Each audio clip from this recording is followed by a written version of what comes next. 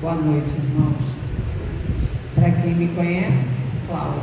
Para quem não me conhece, Cláudia Araújo, trabalhadora da casa. E hoje nós não podemos fechar o mês, porque nós vamos entrar em recesso, como disse a nossa irmã, e não podemos fechar o mês sem falar do aniversariante do mês. Então hoje eu trouxe algumas reflexões sobre Jesus, pautadas numas experiências vividas por um psicólogo e autor do livro que todos, eu acho que a maioria aqui, se não todos, a maioria já ouviu falar, que é aquele livro Jesus, o grande psicólogo que existiu no mundo. Inclusive já também citado pelo Augusto Cury, né, um dos psicólogos mais respeitáveis, né, do nosso tempo. E aí eu trouxe alguns relatos, e em cima desses relatos nós vamos refletir a visão que Jesus tem de nós. Porque toda vez que a gente fala do Mestre, a gente sabe que Ele conhece as nossas dificuldades, né? Sabemos que Ele veio cumprir a missão dele já com uma programação de muitos amigos que o ampararam, né? Ele teve a colaboração de espíritos comprometidos com o trabalho dele aqui no planeta. Mas ele sabia que esses irmãos, esses amigos, não tinham todas as suas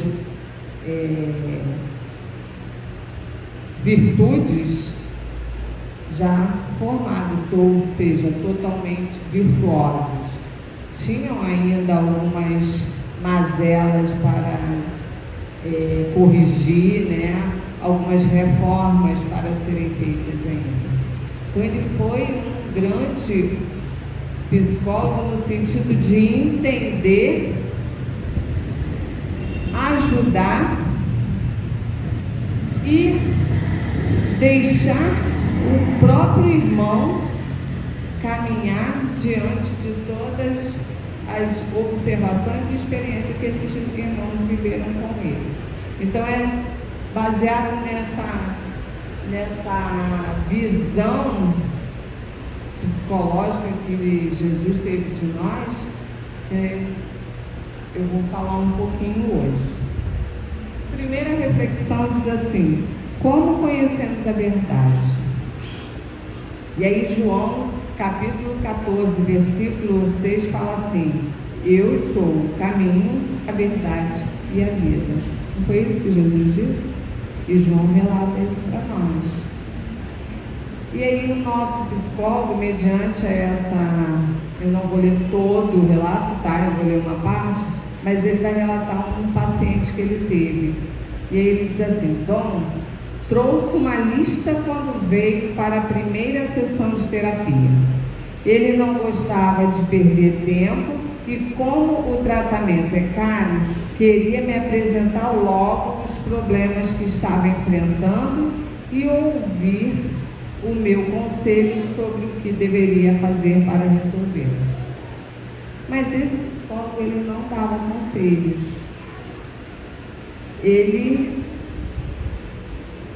Ele se colocava numa posição de espelho. Ele fazia com que os pacientes o olhassem, ou melhor, ouvissem o que estava dizendo, as suas queixas, as suas reclamações, os seus relatos, e através desse falar pudessem eles mesmos enxergarem o que sentiam. Então ele diz assim, depois que o paciente fez todo o relato, ele queria um dever de casa. Ele pediu ao psicólogo: eu quero um dever de casa para ir treinando, né, as minhas, restituindo as minhas dificuldades, aquilo que eu tenho que corrigir. Aí o psicólogo diz assim: não darei dever de casa, não vou passar nenhum dever de casa. Por que não? Perguntou ele. Porque não é disso que você está precisando. Você veio aqui para aprender algo novo a respeito de si mesmo. É o que nós estamos fazendo aqui. Quando nós ouvimos as orientações dos nossos irmãos, é para nos despertar, para nós mesmos descobrirmos o que sentimos, o que temos oferecido, o que temos que refazer ou restituir em nós. E aí o psicólogo continua: se for fazer o dever de casa, vai colocar mais coisas na cabeça, quando o que precisamos é colocar mais coisas no coração. Pouco a pouco, a vida de Dom começou a mudar, apesar de eu estar lhe dando muito poucos conselhos. O que ele recebeu de mim foi um tipo de relacionamento diferente do que ele tinha na vida. Dom começou a se concentrar menos no que pensava sobre as coisas e mais em como se sentia a respeito dela. Olha, nossa mente vive sobrecarregada de informações, mas dificilmente nós paramos e refletimos como aquelas informações refletem em nós. Nós nos ligamos nas informações, mas não refletimos como ela está nos afetando emocionalmente, psicologicamente, espiritualmente. Nós não paramos para fazer essa análise. Então ele diz assim, Jesus sabia que as pessoas jamais poderiam entender completamente a vida se usassem apenas o intelecto. Ele não dizia: vou ensinar a vocês o que é a verdade. Ele dizia: eu sou a verdade. E ele sabia que a mais elevada forma de conhecimento decorre dos relacionamentos em que existe confiança mútua e não de grandes quantidades de informação. Aí me lembrou uma observação. Às vezes nós temos irmãos que não têm tanto conhecimento instrucional, ou seja, material, grandes informações da terra, mas que te traz em momentos muito delicados ou de confusão, que às vezes nós estamos numa confusão mental, com os sentimentos super atribulados, e esse irmão chega e nos traz aquela energia salutar, aquela calma, aquela tranquilidade, para que nós mesmos façamos uma reflexão, uma introspecção e veja assim: não, calma, não é assim. E comece a enxergar um pouquinho mais amplo. E Jesus tinha isso. Claro que a gente não está falando só não podemos nos prender a Jesus só no campo material, o psíquico, a análise que ele fazia, o saber que ele tinha da humanidade, por ser um espírito totalmente evoluído, mas porque ele enxergava além. Então as energias já também contagiavam. Então juntava a energia imensa do Cristo, mais a sua evolução, e fazer com que ele penetrasse naquele ser e induzisse o ser à sua própria reforma, não ele impondo a reforma. A doutrina faz isso conosco. É esse o papel dessa revelação, dessa terceira revelação. É fazer-nos pensar, é fazer-nos avaliar o caminho que queremos seguir. Em nenhum momento a doutrina diz: você tem que fazer isso. E aí me lembro do estudo do nosso irmão, que tem usado essas palavras. Ele diz: não vamos usar o dever, não ter que ou tem que, deve, não deve. É melhor, é favorável, porque a obrigação para Deus Deus não nos obriga a nada. Jesus nos ensinou que nós temos que refletir nos nossos atos e saber por quê.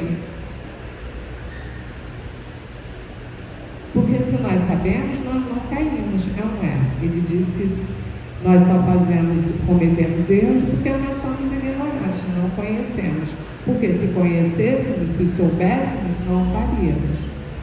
É isso? Então ele não diz, vou lhe ensinar a verdade. Ele diz, eu sou a verdade. Ele sabia que a mais elevada forma de conhecimento decorre dos relacionamentos, né? Dessa confiança mútua que nós falamos aqui. Jesus respondia as perguntas diretas com metáforas para atrair as pessoas para um diálogo em um relacionamento com Ele. Este princípio espiritual que aprendemos as verdades mais profundas da vida através dos nossos relacionamentos. Nós também temos falado várias vezes aqui que os nossos companheiros de caminhada vão nos revelando, né, descortinando a nossa estrada. Através deles, nós estamos verificando algumas dificuldades que temos que expelir e apresentando junto a eles as virtudes que já adquirimos, como a paciência, a boa vontade no trabalho, né? O diálogo. Então, tudo que nós estudamos é o caminho da nossa evolução. E esse mestre, essa grande luz da humanidade, ele deixou o caminho das pedras. Por isso que ele é a verdade. Ele nos ensinou essa verdade, a comunhão com o próximo, a reflexão das nossas atitudes, a boa vontade para recomeçar, sempre a resiliência, a resignação, né? Então, como conhecemos a verdade? Através dos ensinamentos e dos exemplos do nosso Mestre Jesus. Agora nós vamos para um outro item. No segundo item, eu trouxe as palavras de Mateus. A sabedoria é demonstrada pelas suas ações. A sabedoria é demonstrada pelas suas ações. Aí, vamos ao relato, né? Tem que ter o relato. Grady e Belly tinham valores e metas semelhantes na vida, o que os tornavam bons parceiros e faz com que o casamento dos dois desse certo durante os primeiros anos. No entanto, pouco a pouco, Belly não, tá gente, é Beth, meu Beth foi ficando insatisfeita com o relacionamento. Nas primeiras vezes em que tentou conversar com Gray a respeito do que sentia, o diálogo foi tão difícil que ela desistiu, porque acabavam brigando. Beth respeitava Gray, mas nos últimos tempos não estava segura nem mesmo para falar com ele de seus temores, o que a incomodava terrivelmente. Nunca fui infiel e sempre proporcionei uma vida de qualidade a você e às crianças. Não acho que exista razão para sentir medo. Se você olhar objetivamente para as coisas, vai ver que temos um bom casamento, insistia ele. Não se trata de definir quem está certo ou quem está errado, retruca Beth. É que eu não me sinto suficientemente segura para dizer como me sinto. E aí eles continuaram o diálogo. Foi só depois que os dois foram procurar uma terapia de casal que o problema começou a se esclarecer. Ele passou a entender que os fatos objetivos que ele tentava mostrar para a esposa não a estavam ajudando. Ela queria apenas que ele compreendesse que ela sentia medo e precisava de apoio. Então, nem sempre a objetividade vai ajudar. Franqueza, sinceridade, nem sempre são atributos para um bom relacionamento. E aí, vamos ao que reflete a Jesus. Jesus ensinou que insistir em chegar aos fatos objetivos sobre as coisas, às vezes pode ser perigoso. Guerras foram deflagradas, religiões divididas, casamentos terminados, crianças repudiadas e amizades desfeitas por causa dessa atitude.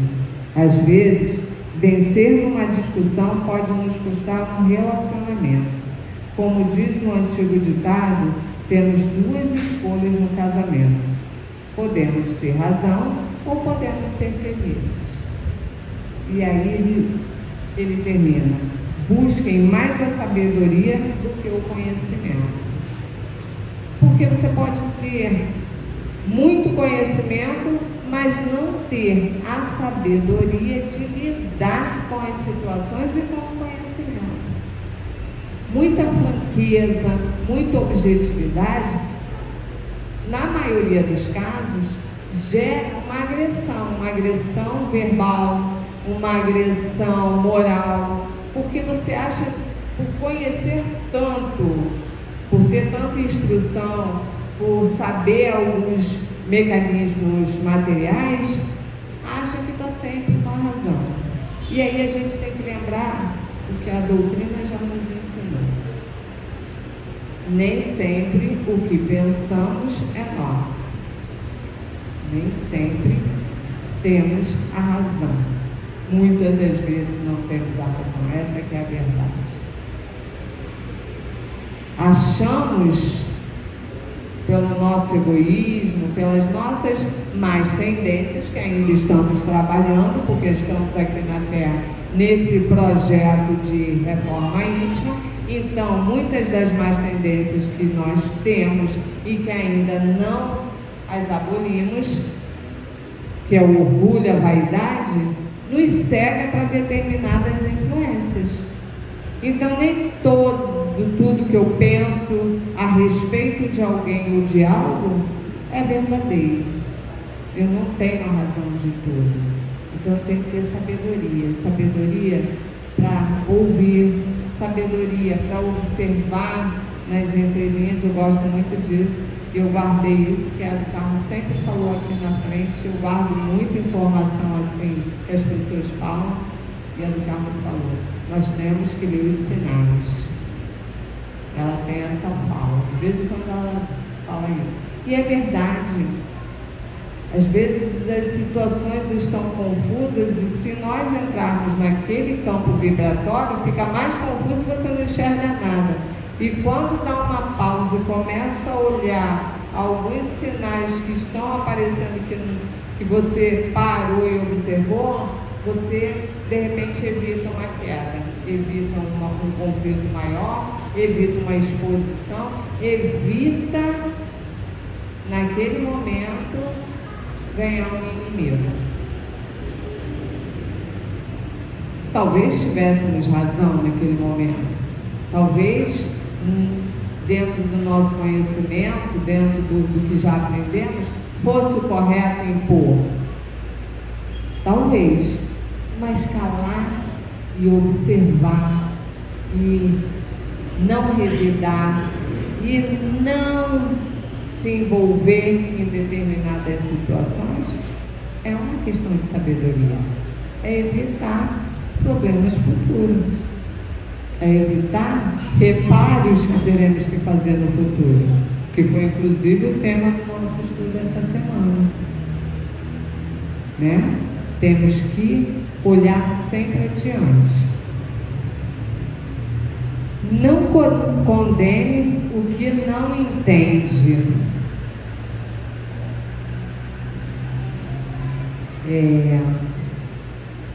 Todos sabem que toda casa espírita tem seus trabalhos mediúnicos. E o nosso trabalho essa semana foi o tema. Foi o tema 3 vezes seguidas. Foi o tema com a leitura do Evangelho segundo o Espiritismo.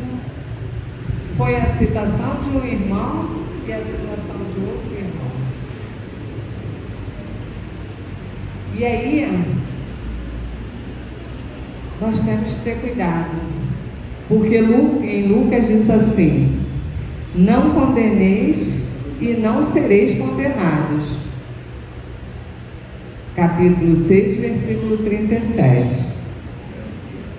Vamos à historinha. Conheço uma antiga história a respeito de 3 cegos que encontraram um elefante. Quando lhes foi pedido que descrevessem o animal, cada um disse uma coisa diferente. Um afirmou que o elefante era como uma grande mangueira. O segundo, que o elefante parecia um cabo de vassoura. E o terceiro, que ele se assemelhava a um tronco de uma árvore. Cada um descreveu o animal a partir da sua perspectiva. Nenhum deles estava certo ou errado. Todos estavam expondo o seu ponto de vista pessoal.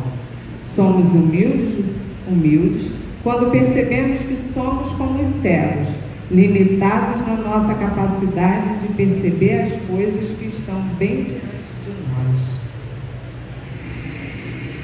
A nossa mensagem de quinta-feira foi isso, a cegueira, né? Respeitar os cegos e aquele que já consegue enxergar.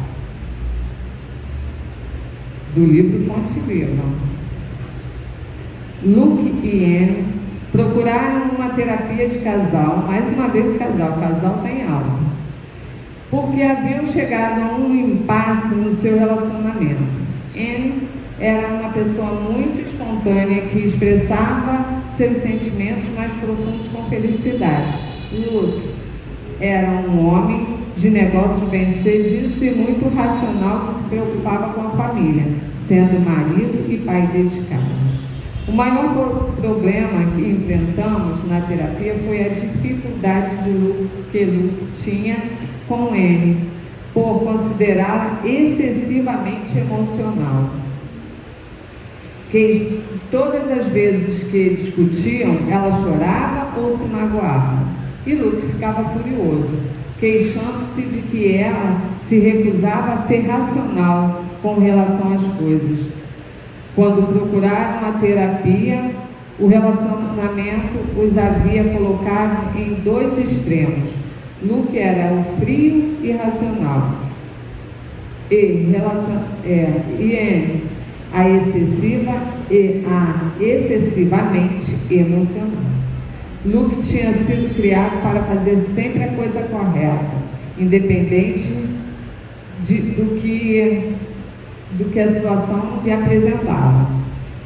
E a esposa também, a Anne também. Aí ele diz assim: como Anne expressava seus sentimentos com muita facilidade, Luke ficava frequentemente confuso. Chegava a temer os sentimentos de Anne, porque não sabia como reagir para ajudá-la. As coisas começaram a melhorar quando Luke entendeu que reagir negativamente aos sentimentos de Anne, por não entendê-los, lhe trazia maiores problemas. Ele passou a compreender que os sentimentos não são nem bons nem maus. São apenas outra fonte de informações necessárias para que o casamento dê certo. Talvez pudesse se beneficiar tentando entender como ele se sentia. Ele contribuiu, para a harmonia conjugal quando deixou de achar que a mulher era emocional demais e começou a procurar ver as coisas a partir da perspectiva dela.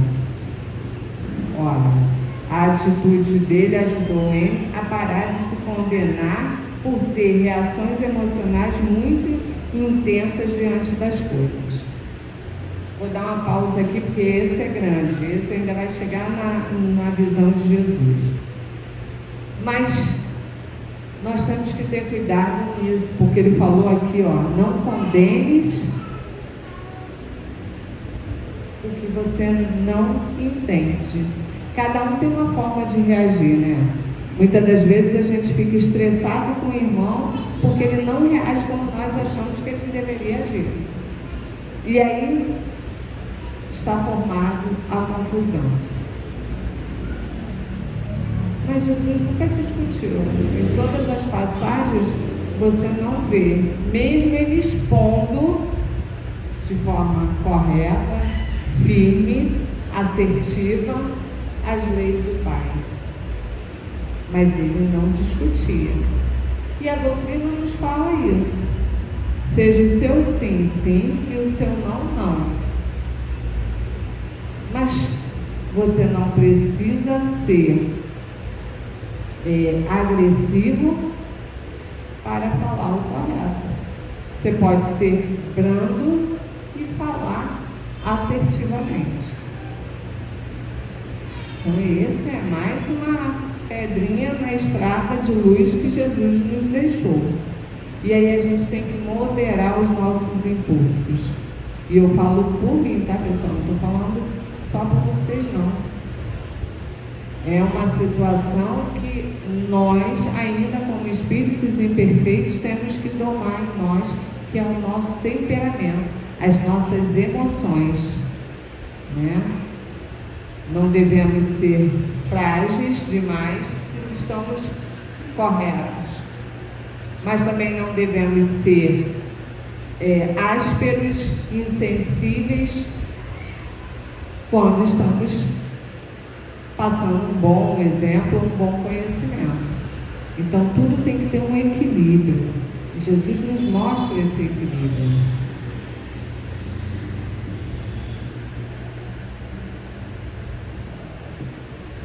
E aí, o princípio é não julgar os outros, né, para não serem julgados. Sabe, ele diz aqui, Jesus nos advertiu das armadilhas que encontramos ao julgar os outros. Ele sabia que os nossos julgamentos se baseiam em informações distorcidas por nosso modo de ser e que não corresponde necessariamente à realidade. Precisamos acreditar que sabemos a verdade completa a respeito das coisas e das pessoas para nos sentirmos seguros, achando que dominamos completamente a situação e que nada novo nos virá perturbar. Nós temos isso. Nós queremos ter o controle de tudo. Vamos controlar todos.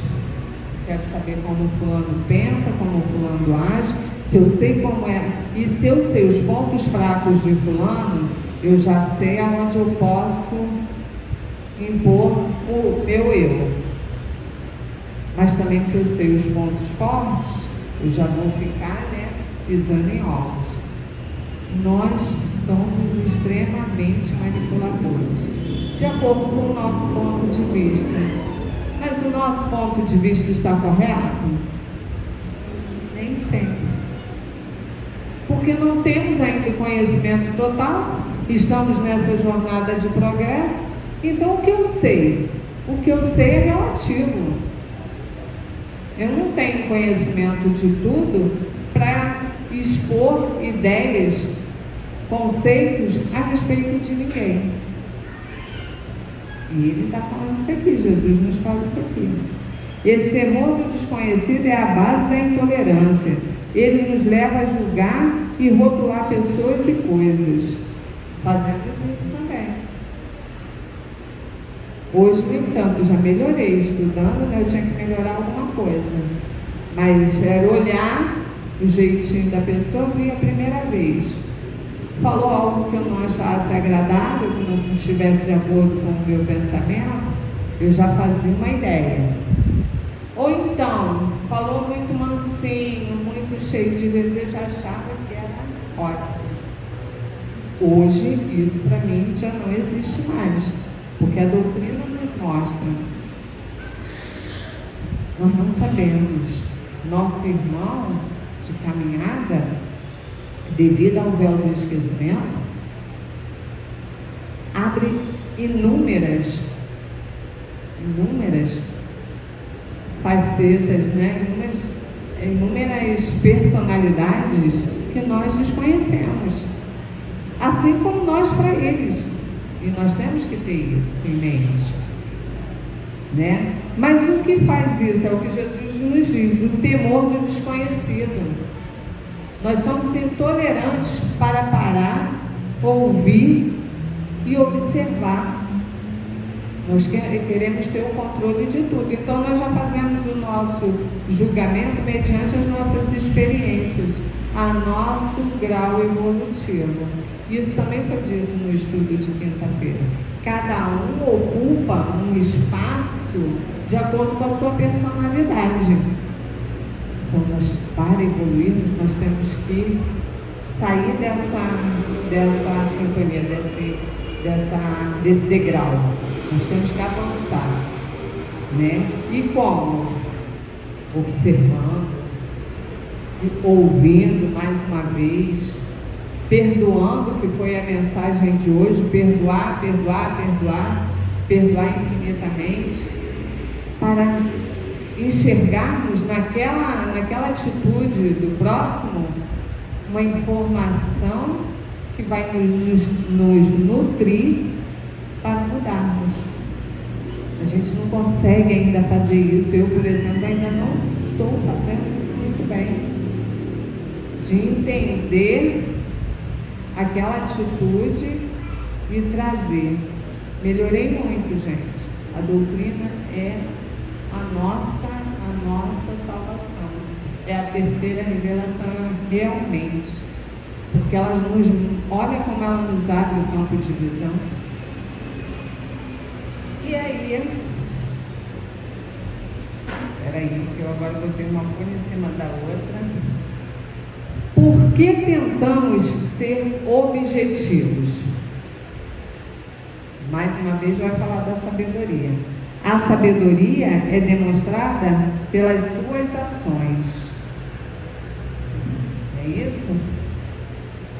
E aí eu vou ler a parte só de Jesus, que nos falou sobre termos mais ações sábias do que ações intelectuais, conhecimentos. Não analisar o conhecimento, mas analisar com o coração, com o sentimento que nós temos, vivenciando alguma experiência ou nos relacionando com nossos irmãos. E aí vamos entender como as pessoas pensam. Marcos disse assim: com que comparemos o reino de Deus, ou que parábola usaremos para descrevê-lo? Ele é como uma semente de mostarda, é a menor semente que plantamos no solo. No entanto, quando plantada, ela cresce e torna-se a maior de todas as plantas do jardim, com ramos tão grandes que os pássaros do ar podem se abrigar à sua sombra. Com muitas parábolas como essa, Jesus anunciava a seus seguidores a palavra conforme podiam entender. Ele não lhes falava nada a não ser em parábola. Marcos capítulo 4, versículo 30 e 31. Jesus abordava as pessoas com técnicas psicológicas, eles que estavam apenas começando a entender. Em vez de mostrar-se superior, dando palestras eruditas baseadas no seu conhecimento teológico, ele humildemente dizia o que queria através de simples histórias. Falava de um modo que levava as pessoas a ouvirem, porque sabia o que as fazia querer escutar. Jesus foi um poderoso comunicador porque compreendia o que a psicologia está nos ensinando hoje, que baseamos a nossa vida mais no que acreditamos do que no que sabemos. Não é verdade? Cada um de nós aqui teve um grupo familiar diferente e parecido. Parecido porque as famílias não são muito distintas uma das outras, somos seres no mesmo nível evolutivo. Um pouquinho passa mais à frente, outro um pouquinho passa atrás. Mas cada um trouxe de seus familiares uma crença diferente. E uma crença que eu digo não é só na questão religiosa, como se ligar à divindade, não. Numa questão de comportamentos, de como fazer, como agir, como lidar. Então, mediante a essas crenças, muitas das vezes a gente tem uma dificuldade, uma barreira que nos impede de enxergar adiante. Jesus não tinha essa barreira. E ele vem dizer para nós, para que não tenhamos essa barreira, para que sejamos mais amáveis no agir, mais assertivos nas nossas condutas, mais observadores para nos nutrirmos de maior conhecimento sábio, não é conhecimento material, pedagógico, mas um conhecimento sábio, uma sabedoria de viver, uma visão além, porque nós já sabemos que o corpo fica, mas o espírito permanece vivo e continua. Então a mensagem desse ano, desse mês, é esse mestre de sempre, de todos os dias, que está conosco em todos os momentos em que levamos o pensamento a Ele e ao nosso Pai, porque Ele e o Pai já estão afinizados na lei. Então Ele nos traz esse conforto toda vez que procuramos, e nos traz a visão ampliada que nos sustenta nessa reforma íntima. Falamos aqui, eu estou hoje vendo vocês, mas sei que está aqui uma legião de irmãos desencarnados que despertaram já na pátria espiritual, que estão vendo essa misericórdia, percebendo a grandeza da lei de Deus, a misericórdia de Deus, que age não só aqui na terra, porque nem todos estão na terra, nós também vimos isso, mas eles também estão aprendendo, continuam lá do outro lado. Então, eu quero agradecer ao nosso Mestre, no nome de Jesus Cristo, que não desamparou, Ele foi e cumpriu a promessa, nos mandou esse Consolador, que é a doutrina espírita,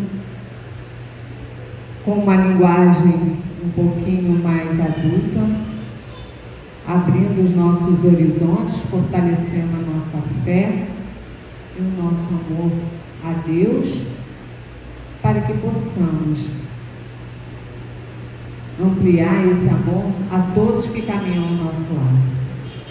Eu quero desejar a todos, eu sei que estarei com alguns aqui na confraternização, não sei se todos os irmãos desencarnados estarão também, que os que vieram hoje voltarão, ou alguns sim, outros não, mas eu quero desejar um Feliz Natal, mas esse Feliz Natal, feliz estar com Cristo, porque o Natal é estar com Cristo todos os dias. Muito obrigada, irmãos, por me ouvirem, por essa caridade prestada.